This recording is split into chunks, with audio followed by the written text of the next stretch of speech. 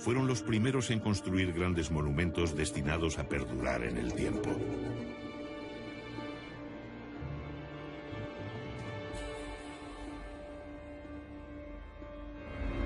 ¿Qué significado tiene el alineamiento de más de 3000 menhires de Karnak en la Bretaña francesa? Tardaron varios siglos en erigirlo, alrededor del 3300 a.C.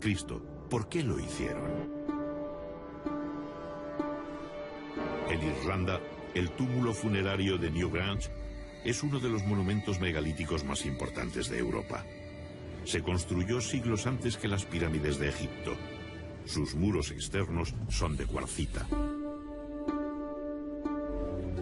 El panteón y los menhires que lo rodean están decorados con espirales, círculos y misteriosos trazos en zigzag. ¿Se trataba tan solo de una tumba?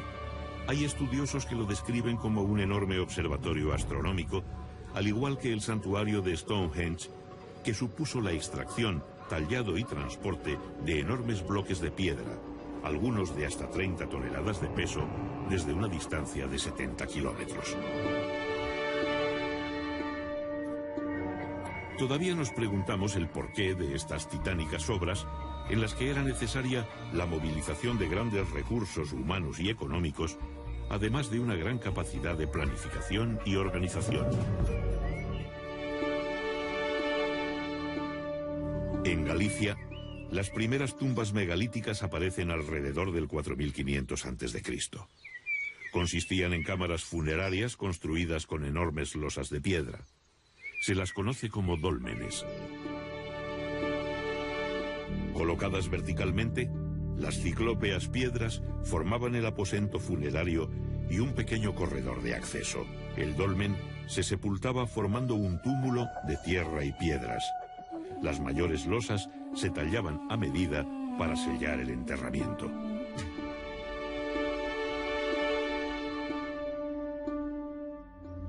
El cuerpo del difunto era inhumado en el interior del dolmen. Los objetos de prestigio de sus ajuares funerarios ponen de manifiesto la existencia de jerarquías sociales.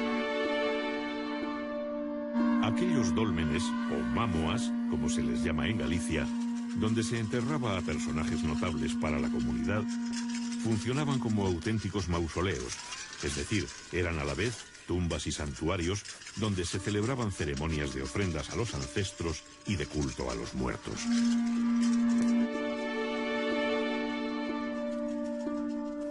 La desintegración de los restos orgánicos por el transcurso del tiempo y la acidez de la tierra dificultan el estudio de estos enterramientos megalíticos. La gran cantidad de fragmentos de cerámica encontrados en los túmulos, muchos de ellos pertenecientes a vasos del tipo campaniforme, nos indican la existencia de libaciones en las ceremonias que realizaban y la introducción de ritos funerarios importados.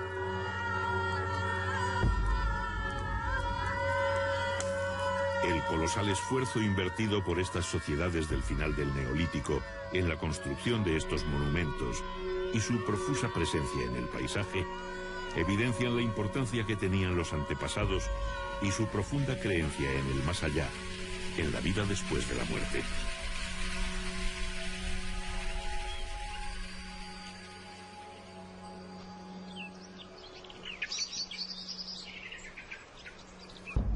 Continuando nuestro viaje por la prehistoria atlántica, encontramos una de las manifestaciones artísticas más singulares de esta época, los petroglifos. El hombre siente la necesidad de plasmar en la piedra aspectos de su vida y sus creencias.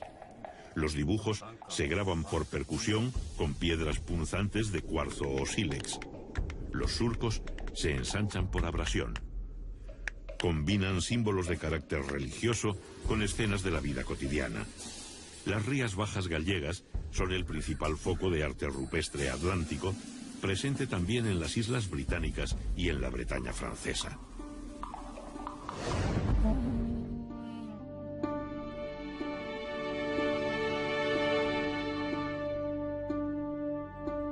En la Edad del Bronce aumenta la población y los asentamientos se hacen más estables. Viven de una agricultura sencilla. La presión sobre el medio natural se acentúa. talan los campos y queman la vegetación para crear pequeñas parcelas de cultivo, como se sigue haciendo en las regiones menos desarrolladas del planeta. Durante la quema, también cazaban los pequeños animales que huían del fuego. Labraban la tierra con azadas de piedra y de palo para cultivar plantas leguminosas y variedades primitivas de trigo y otros cereales.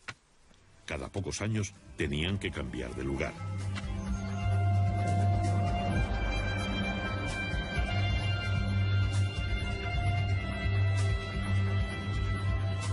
La ganadería cobra mayor importancia como actividad económica.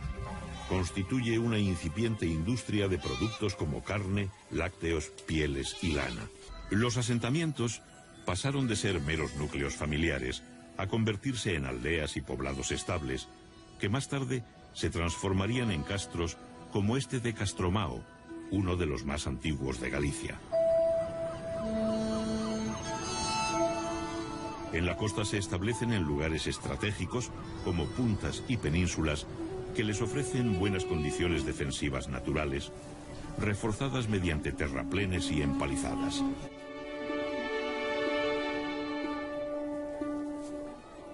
Son de pequeñas dimensiones y están habitados por unas pocas familias. Su ubicación les proporciona el acceso directo a la gran variedad de recursos que les ofrece el mar. Viven principalmente de la pesca, el marisqueo y los cultivos de huerta. Sus recursos se complementan con la ganadería y la recolección de frutos silvestres. El mar se convierte en una puerta abierta a contactos e intercambios culturales y comerciales con otros pueblos.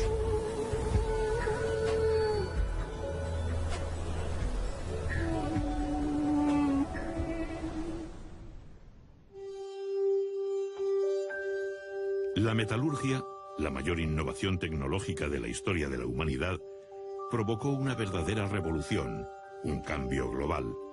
Algunas piezas metálicas se convierten en bienes de prestigio y pasan a ser de gran valor. Los útiles de piedra pulimentada sirvieron de modelo a las nuevas herramientas de bronce. Desde la aparición de la metalurgia, en torno al 2500 a.C., las manufacturas metálicas fueron objeto de intercambio a lo largo de las costas atlánticas y más allá. Un intenso tráfico marítimo unía la península ibérica, las islas británicas y la zona del Canal de la Mancha. Navegaban en embarcaciones construidas con mimbre y revestidas de pieles impermeabilizadas con sebo.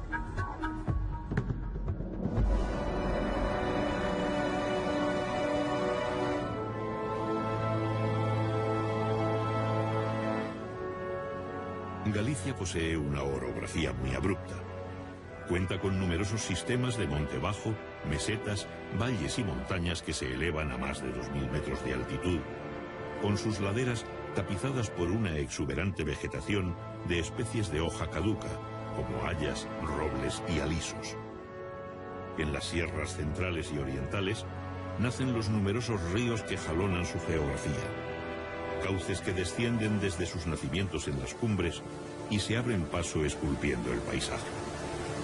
En sus riberas cubiertas de helechos crece el bosque milenario que permanece en constante penumbra.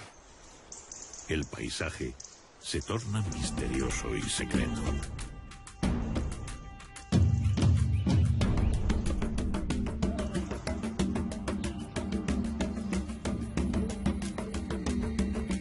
Las sociedades de la Edad del Bronce sacralizaron la naturaleza con divinidades asociadas a montañas, ríos, manantiales, lagunas y bosques. Chamanes y curanderos encontraron la inspiración de su don en el corazón de estos bosques, que todavía hoy son objeto de enigmáticos relatos sobre brujas y sortilegios. Muchos rasgos de las prácticas religiosas de la Edad del Bronce han llegado hasta nuestros días, fosilizados en el folclore europeo. Ninfas, trasgos, gnomos y otros espíritus son entidades míticas que hunden sus raíces en esta remota época. Posiblemente, los pescadores y cazadores que se adentraban en estos parajes ocultos se sometían a algún tipo de iniciación parecida a las que todavía se realizan en algunas comunidades de creencias animistas de África y América para protegerse de las terribles fuerzas sobrenaturales que existían en estos lugares.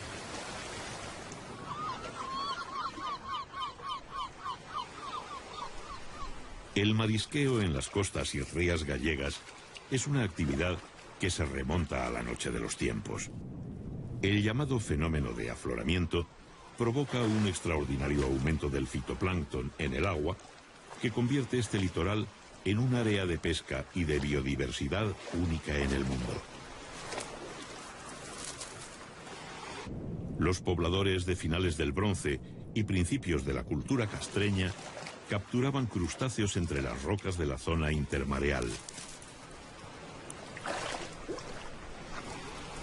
También consumían percebes, mejillones, lapas y caracoles marinos. La pesca se documenta por los numerosos restos de peces encontrados, como merluzas, caballas, jureles, besugos, congrios y un sinfín de especies más. Para su captura empleaban redes y anzuelos de cobre, bronce y hierro. El pulpo lo deshidrataban para su conservación y los pescados azules los secaban después de ahumados.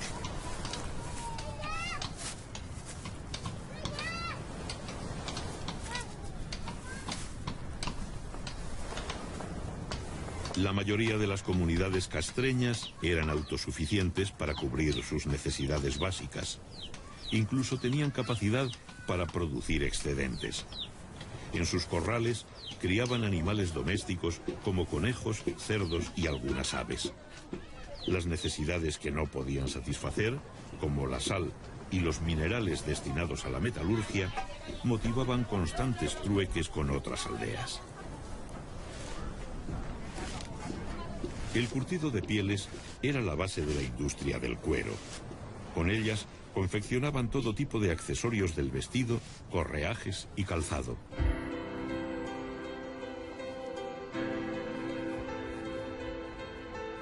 La molienda del grano la realizaban en molinos barquiformes que exigían un considerable esfuerzo.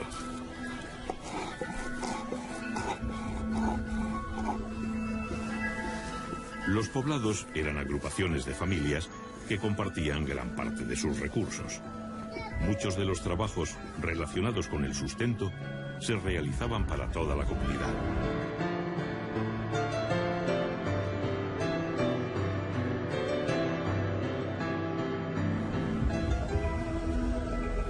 Viajamos hasta La Lanzada, en las Rías Bajas.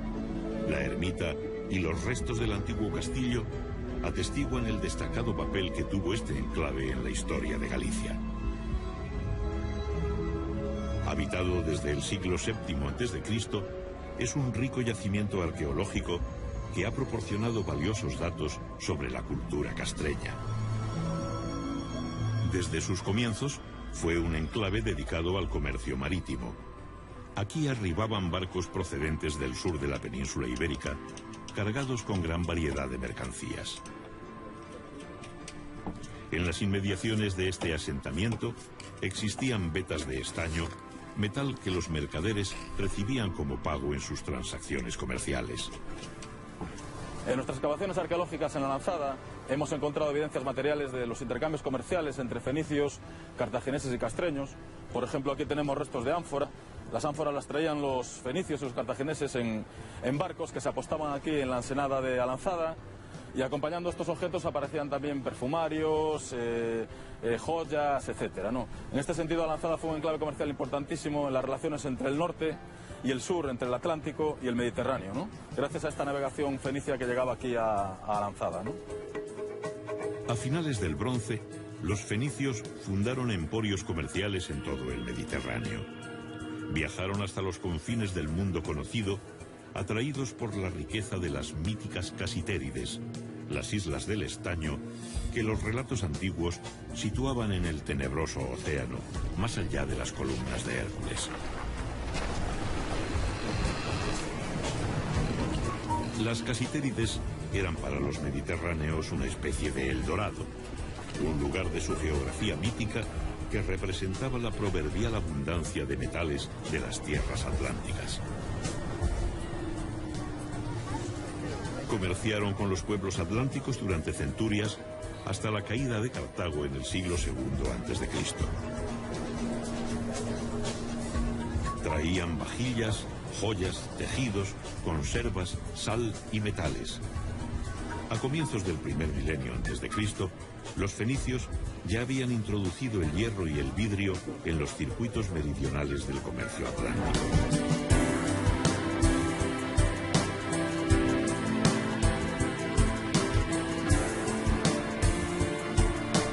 Innovaciones como el molino giratorio y el torno de alfarería fueron rápidamente adoptadas junto con otras nuevas herramientas.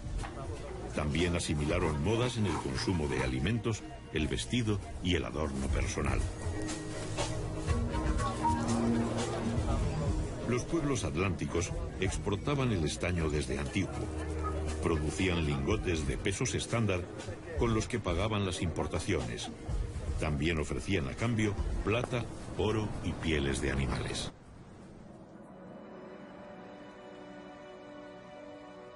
A comienzos de la Edad del Hierro, en los poblados de altura de toda Europa se construyen defensas y murallas. El colapso de civilizaciones mediterráneas como la micénica y la hitita provocó el hundimiento del comercio. Los metales comenzaron a escasear y se encarecieron. Los poblados tuvieron que fortificarse para defender sus reservas y su producción metalúrgica de los ataques de las bandas de pillaje. En toda Europa se vive un ambiente de mayor actividad bélica.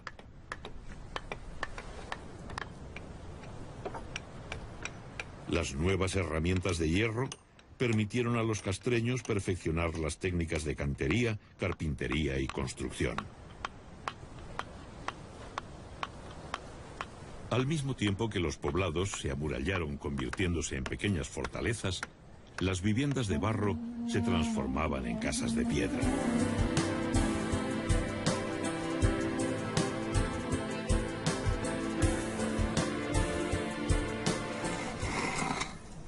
Un significativo aumento de la población multiplicó los castros en el territorio.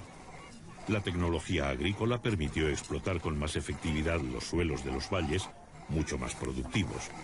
Los nuevos asentamientos se situaron en las tierras bajas. Los intercambios económicos y culturales se hacen más fluidos, especialmente con las islas británicas, hacia donde nos dirigimos ahora para saber cómo vivían sus antiguos pobladores. Al borde de un acantilado de 100 metros de altura, encontramos Duna Ongasa, el mayor poblado fortificado prehistórico de las Islas Aran, en Irlanda. Su sistema defensivo de murallas concéntricas y piedras hincadas es muy similar a los castros de Galicia. La reconstrucción del poblado de Castle Henleys, en Gales, pone de manifiesto la semejanza en usos y costumbres que tenían los pobladores de los territorios atlánticos. Sus casas de planta circular, paredes de piedra y techumbre cónica vegetal son prácticamente iguales a las castreñas. Las paredes enlucidas muestran dibujos circulares y cruciformes de simbología solar.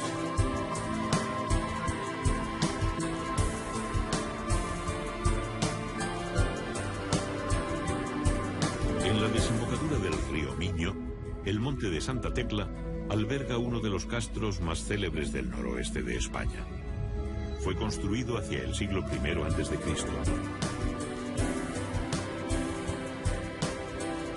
Desde el yacimiento arqueológico se presencia uno de los paisajes más bellos de Galicia.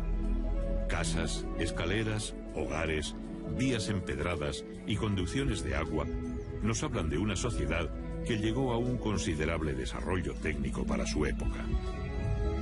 Los canteros labraban las piedras de diferentes maneras para adaptar las construcciones al terreno. Los grandes corrales que se aprecian en algunos yacimientos nos indican la importancia que tuvo el ganado vacuno, que les proporcionaba fuerza de tiro, alimento, pieles y abono.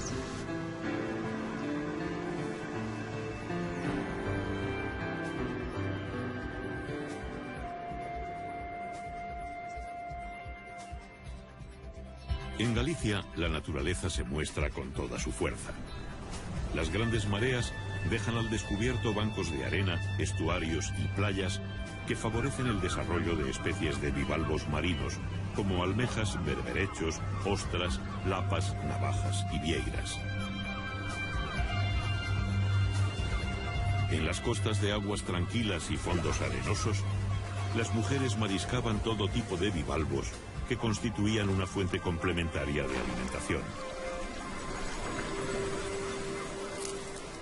El tamaño de las especies documentadas por los arqueólogos está muy por encima de las actuales tallas comerciales. En aquel tiempo no existía la sobreexplotación. Conocemos la dieta de los castreños del litoral gracias a los vertederos de sus poblados, que los científicos llaman concheros por su abundancia en restos de moluscos.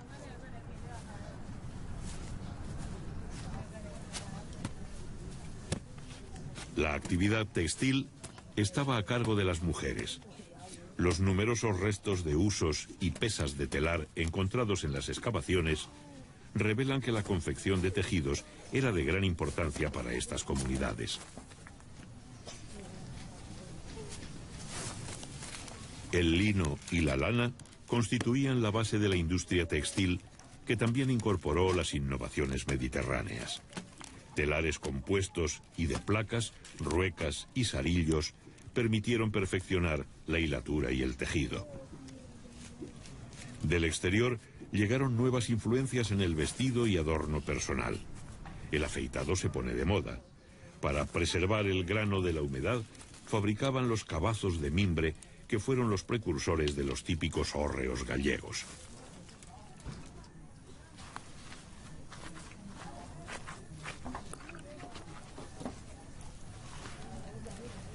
Aunque el torno de alfarero ya era utilizado, la cerámica moldeada a mano continuaba siendo de uso común. Para su fabricación se elaboraban rulos de arcilla que eran colocados en espiral, creando la forma básica del cacharro.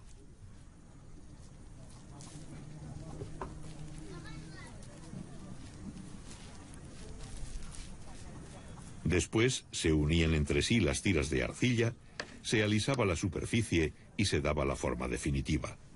Luego lo dejaban secar completamente antes de someterlo al fuego.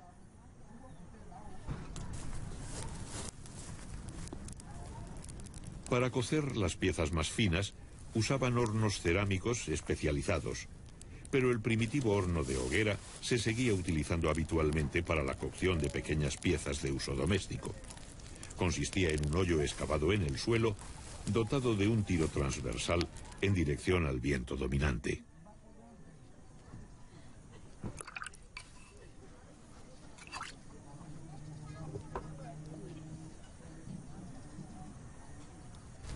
Más tarde, la pira se cubría parcialmente con tierra para concentrar el calor.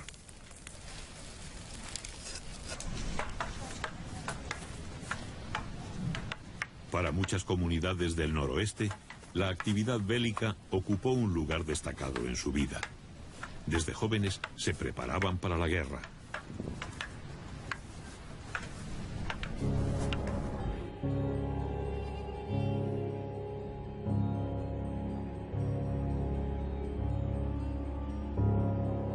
Los castros perfeccionaron su aparato defensivo con una sucesión de fosos y parapetos que rodeaban la muralla.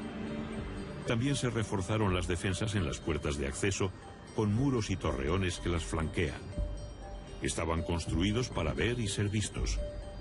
En poblados de última época, como en este de Villadonga, en Lugo, las murallas poseían una intencionada monumentalidad que prestigiaba el conjunto.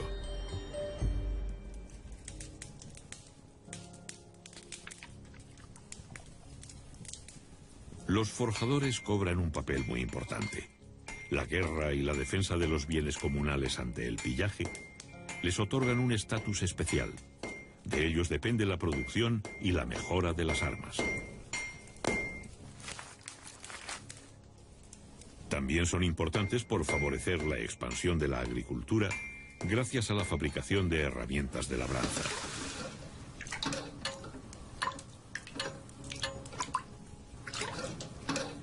Los guerreros galaicos ceñían un puñal al cinto y portaban un escudo redondo llamado caetra.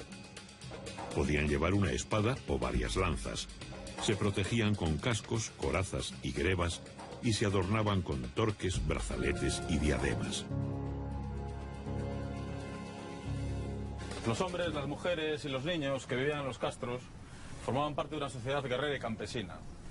La guerra era muy importante en estas comunidades y eso se refleja en el hecho de que sus poblados, sus asentamientos, los castros, están fortificados con fosos, con parapetos, con empalizadas, como vemos en este poblado, ¿no? Era una guerra importante, había una guerra para buscar botín entre distintas aldeas, había captura de ganado, de mujeres, y eso aparece muy bien reflejado en lo que son las referencias de los geógrafos latinos y griegos cuando nos hablaban de las comunidades castreñas. En las sierras de Galicia pastan en libertad caballos de razas autóctonas con rasgos arcaicos. Son descendientes de aquellos que habitaron aquí hace más de 2 milenios.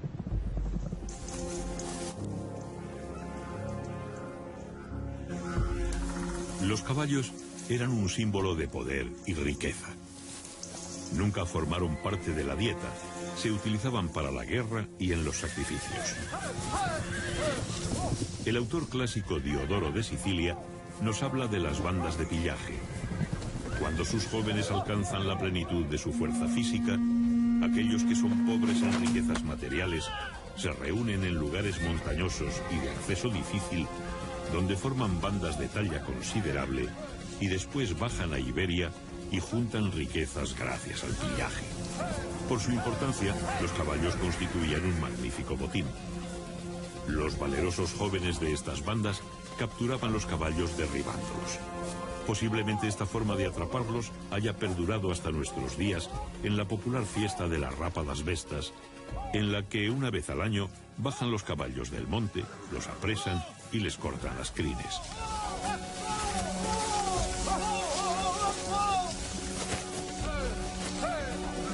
El historiador grecolatino Estrabón, al que debemos las mejores descripciones sobre este periodo, describe a los jóvenes castreños. Son hábiles en emboscadas y exploraciones, ligeros y capaces de salir de los peligros. Al parecer tenían un gran conocimiento de las técnicas militares, matizadas por sus propias reglas, que enfatizaban el valor personal, la intimidación, la bravura y la ferocidad.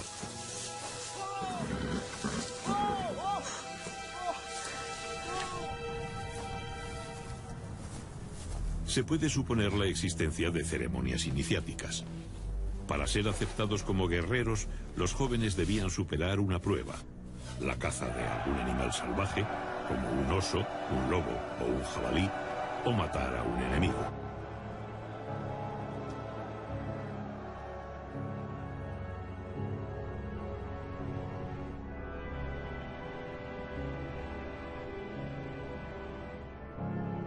Parece sacada de un cuento. En esta pequeña península, en la ría de Muros y Noia, batida por el mar y los furiosos vientos oceánicos, se encuentra la Recoleta Ciudadela de Baroña, uno de los yacimientos prehistóricos más espectaculares y visitados de Galicia. Es un lugar enigmático.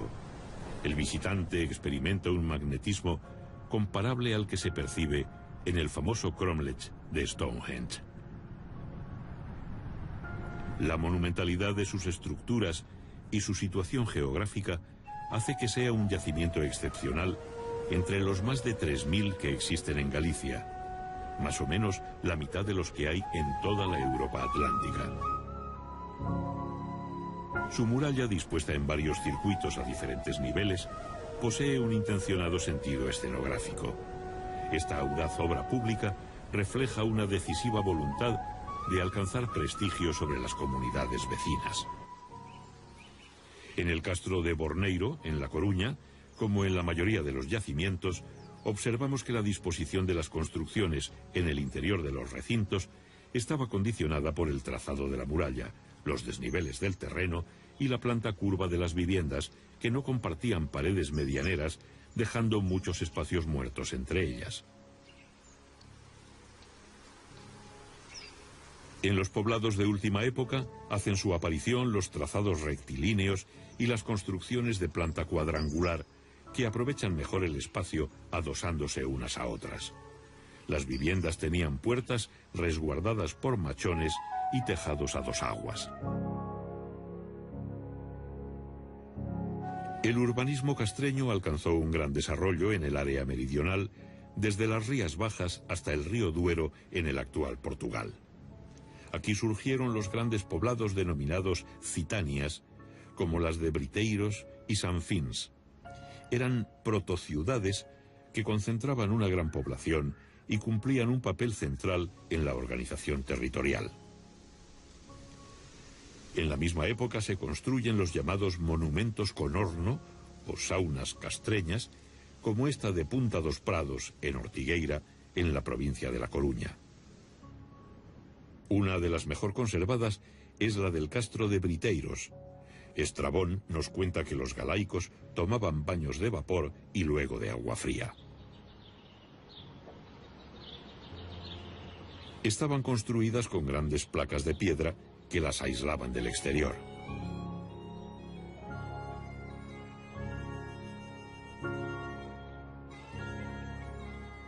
La cámara de vapor se cerraba con la llamada pedra formosa, decorada con rosetas, sogueados, esvásticas, reticulados y entrelazados. De forma pentagonal, en su base tenía un pequeño hueco semicircular por el que se accedía al interior arrastrándose. De esta forma se evitaba que la fuga de vapor fuera excesiva. La sauna castreña era de planta rectangular parcialmente soterrada, con tejado a dos aguas y dividida en tres cámaras y un atrio.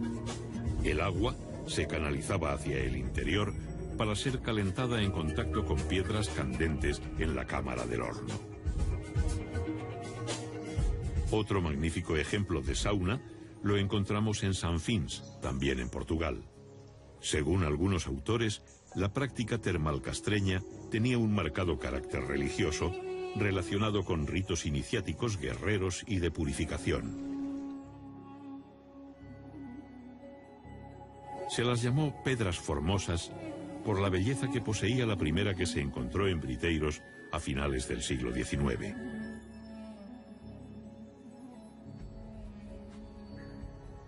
Los elementos decorativos combinaban motivos que recuerdan a los de la orfebrería. Algunos se pueden considerar protectores, como las esvásticas, un símbolo de buen augurio que aún se mantiene en la Galicia rural.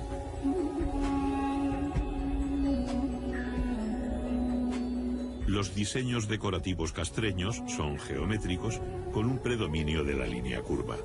Se cree que estos elementos arquitectónicos buscaban la ostentación para expresar el prestigio social de los moradores de las casas.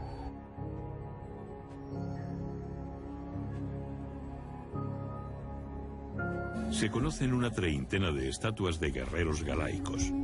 Representan figuras masculinas en pie, en actitud de parada y exhibiendo sus atributos militares.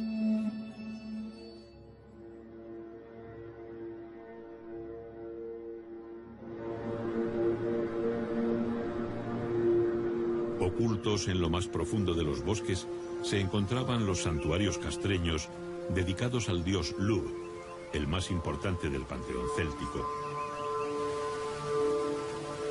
En lugares determinados de los ríos, que simbolizaban las puertas al otro mundo, se practicaban los rituales de ofrendas de armas dedicados a la diosa Nadia, protectora de la comunidad y vinculada a la idea de la reencarnación.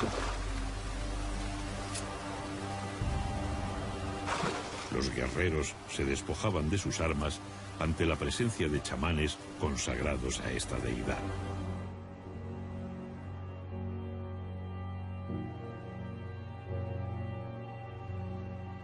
Creían en dioses hacedores del mundo, en divinidades relacionadas con la guerra, el vigor físico y la fuerza, y en deidades relacionadas con la producción y la abundancia. Existía una clase sacerdotal especializada con gran influencia sobre la comunidad. Druidas, chamanes y adivinos eran consultados y reverenciados por ser hombres sagrados, portadores del conocimiento arcano, que podían ver más allá del mundo de los vivos. Sus predicciones y consejos eran seguidos por nobles y guerreros. Las sociedades antiguas no conocían el laicismo, y como todavía sucede en África, casi todos los aspectos de la vida tenían una dimensión mágico-religiosa.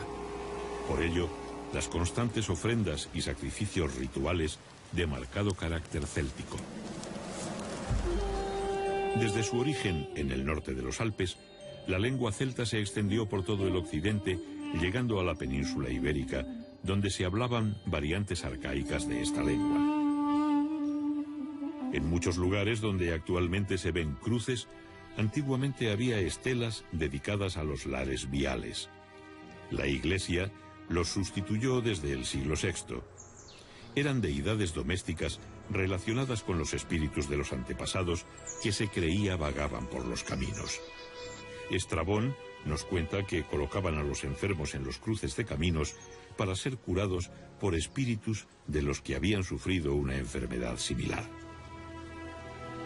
Muchos de los santuarios dedicados a estos dioses fueron cristianizados mediante los cruceiros, omnipresentes en toda Galicia.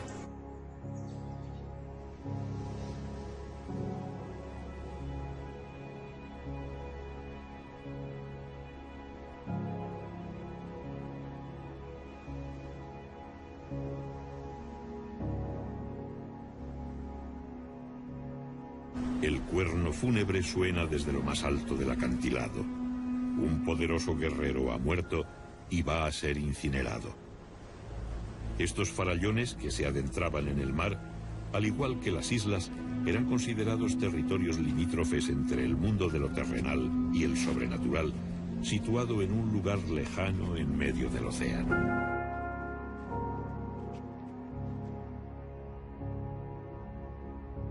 Los ritos funerarios castreños continúan siendo un misterio, pues apenas han dejado huella en el registro arqueológico. Pero recientemente, un importante descubrimiento realizado en Villalba, en la provincia de Lugo, de una necrópolis de pequeñas fosas con vasijas que contienen cenizas, nos remite a la tradición de las incineraciones célticas.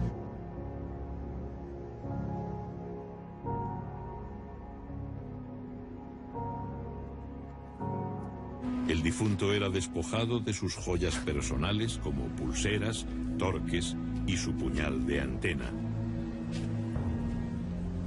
El oficiante entregaba sus armas y posesiones al sobrino del finado. En estas tierras del noroeste, tradicionalmente las hijas heredaban de sus madres. Los varones estaban ligados especialmente a su tío materno.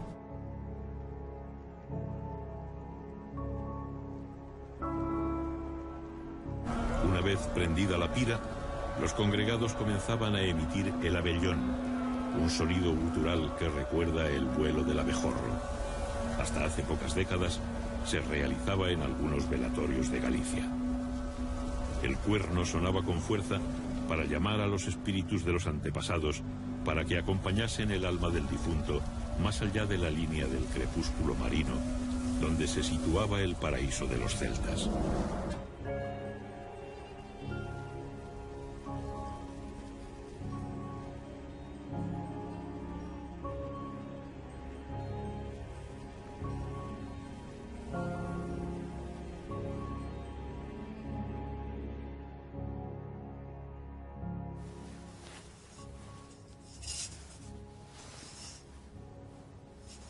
Los recientes descubrimientos realizados en castros de Galicia documentan que las cenizas del difunto se enterraban en una cista o arqueta en el suelo de la casa familiar.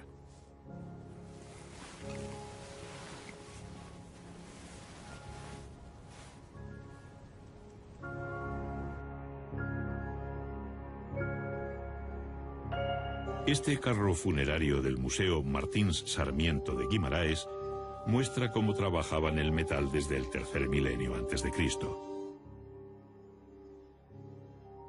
En la época castreña se llegó a alcanzar un exquisito refinamiento. Pulseras, pendientes, brazaletes y torques de oro fusionaban los gustos europeos con las influencias mediterráneas. El tesoro de Caldas, del que una parte se encuentra en el Museo de Pontevedra, está datado en el bronce final.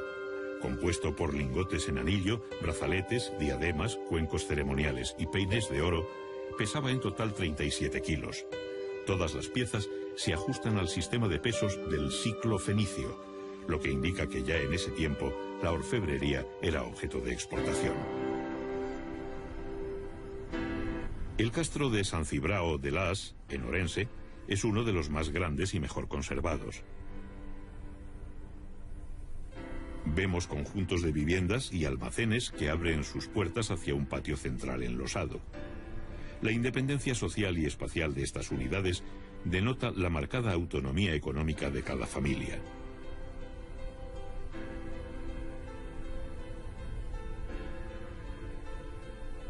Las murallas son monumentales.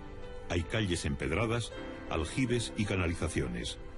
En esta última época se cree que estos poblados se encaminaban a la formación de ciudades-estado. Venimos hablando de celtas, pero ¿existió realmente una nación celta? Hoy en día la teoría más extendida es que los celtas no fueron una raza, ni siquiera un pueblo. Se trató de un flujo lingüístico y cultural con sus orígenes en el norte de los Alpes. Había comunidades que hablaban lenguas del grupo céltico y que compartían panteones e ideologías de tipo indoeuropeo. Lo cierto es que muchos pueblos de la antigua Galicia se llamaban a sí mismos celtas, hablaban dialectos célticos, tenían divinidades de origen celta y fueron identificados por los clásicos como celtas.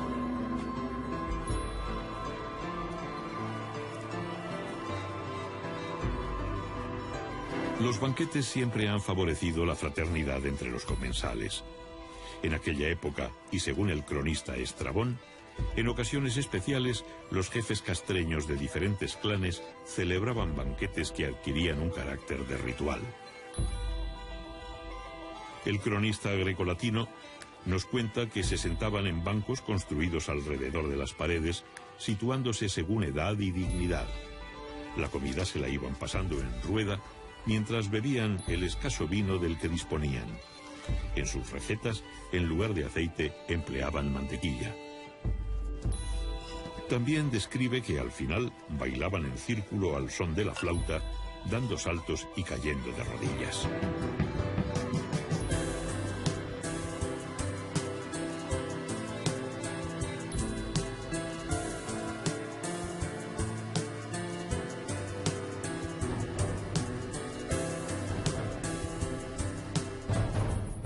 La sedante quietud de la naturaleza se ve alterada por un lejano son.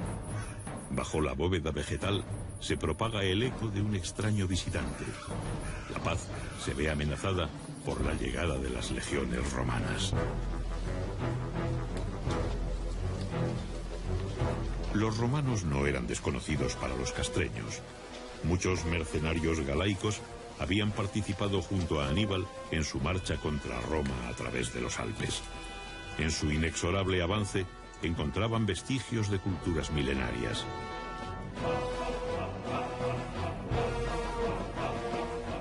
En la comarca del Bierzo, lindando con la actual Galicia, el fantasmal paisaje de las Médulas sobrecoge por su magnitud.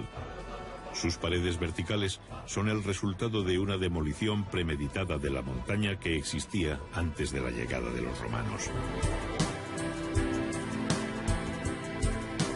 Era el mayor yacimiento de oro del occidente romano, donde se aplicaron procesos de extracción del metal que se usarían hasta la Revolución Industrial. Para acceder a los filones de oro de las profundidades, los mineros romanos demolían enormes masas de tierra mediante el sistema de ruina montium. Creaban una red de pozos y galerías sin salida, en las que se introducía de súbito un enorme caudal de agua, almacenado en grandes balsas a mayor altura. Esto producía la compresión del aire en los túneles, que actuaba como un explosivo. La masa minada se desgajaba de la montaña y se derrumbaba. El oro galaico supuso un acicate para las ansias de conquista del imperio. Se calcula que en las minas del noroeste los romanos extrajeron unos 200.000 kilos de oro.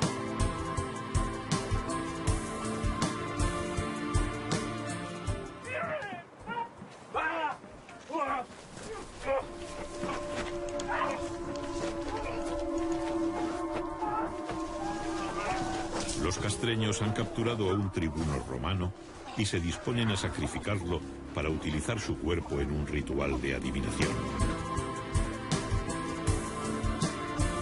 Estrabón nos relata estas prácticas adivinatorias. Examinan las entrañas sin extraerlas, y examinan las venas del torso y adivinan tocándolas, y consultan las entrañas de sus prisioneros de guerra. Los cubren con sagos y después el hieróscopo los golpea por encima de las vísceras. Dan un primer presagio por la forma en que cae el cuerpo. Cortan la mano derecha de los prisioneros para consagrarla al dios Ares. La ocupación del territorio noroccidental peninsular fue lenta y costosa. La conquista se realizó en 3 fases. En el año 136 a.C., Bruto el Galaico anexionó la zona entre los ríos Duero y Miño. En el 61, Julio César llega hasta el puerto de los Ártabros en una expedición marítima, no encontrando resistencia. El emperador Augusto en persona dirige las campañas de las guerras cántabras que finalizan en el 19 a.C. Diodoro relata que los norteños cantaban himnos de victoria cuando eran crucificados.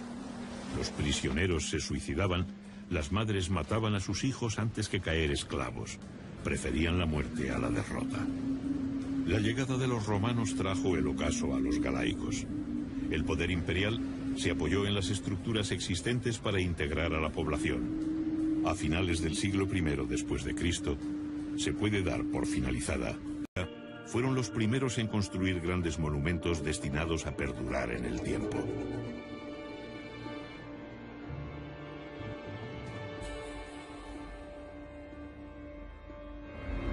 ¿Qué significado tiene el alineamiento de más de 3.000 menhires de Karnak en la Bretaña francesa? Tardaron varios siglos en erigirlo, alrededor del 3300 a.C. ¿Por qué lo hicieron? En Irlanda, el túmulo funerario de Newgrange es uno de los monumentos megalíticos más importantes de Europa. Se construyó siglos antes que las pirámides de Egipto. Sus muros externos son de cuarcita. El panteón y los menhires que lo rodean están decorados con espirales, círculos y misteriosos trazos en zigzag. Colocadas verticalmente, las ciclópeas piedras formaban el aposento funerario y un pequeño corredor de acceso. El dolmen se sepultaba formando un túmulo de tierra y piedras. Las mayores losas se tallaban a medida para sellar el enterramiento.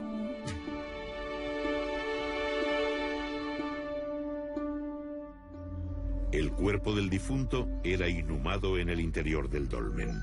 Los objetos de prestigio de sus ajuares funerarios ponen de manifiesto la existencia de jerarquías sociales. Aquellos dólmenes, o mámoas, como se les llama en Galicia, donde se enterraba a personajes notables para la comunidad, funcionaban como auténticos mausoleos, es decir, eran a la vez tumbas y santuarios donde se celebraban ceremonias de ofrendas a los ancestros y de culto a los muertos.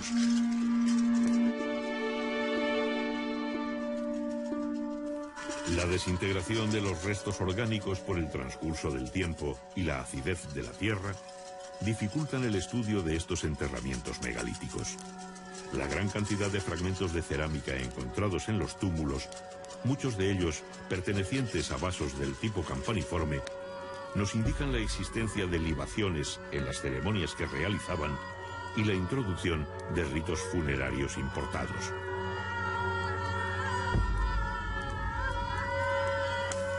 El colosal esfuerzo invertido por estas sociedades del final del Neolítico en la construcción de estos monumentos y su profusa presencia en el paisaje evidencian la importancia que tenían los antepasados y su profunda creencia en el más allá, en la vida después de la muerte.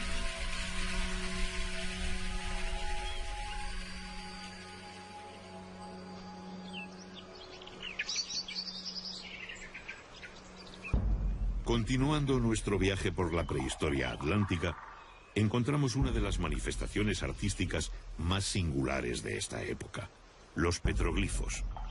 El hombre siente la necesidad de plasmar en la piedra aspectos de su vida y sus creencias. Los dibujos se graban por percusión con piedras punzantes de cuarzo o sílex. Los surcos se ensanchan por abrasión.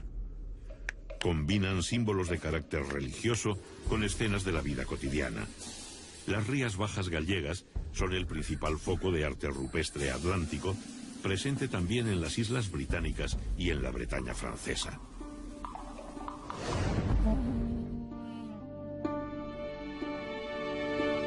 ¿Se trataba tan solo de una tumba?